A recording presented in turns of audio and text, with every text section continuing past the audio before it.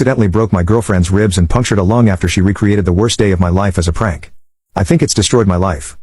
It's not a constant thing or frequent enough for me to always be on my toes, and I've always said that I'm prone to weird things happening to me, so I'm never the wiser when I'm being pranked. She texted me in the morning to confirm dinner plans we had that evening, and I replied asking if she needed me to pick up anything on my way home from work. I planned to FaceTime her at lunch like I always do, so no big deal. Well, she didn't answer me at lunch. No big deal, she's probably busy. I sent her a couple more texts after lunch, just random stuff, but she never responded. And when I finished work, my phone showed she had never even read them. I got a little anxious admittedly, but pushed it aside.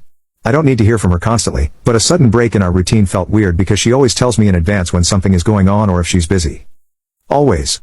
She also always forgets something for the dinner she makes us and asks me to grab something on the way home. Always. Not today though. Anyway, I drove to her apartment from work and let myself in with the key she gave me. I expected to hear music and smell some dinner, but it was completely silent. I put my stuff down on the hall bench and walked toward the kitchen. I saw grocery bags at the kitchen's entrance, which I thought was weird. As soon as I entered the kitchen, I saw a broken wine glass at the far end of her kitchen island with a few drops of what I thought was red wine until I saw her feet sticking out.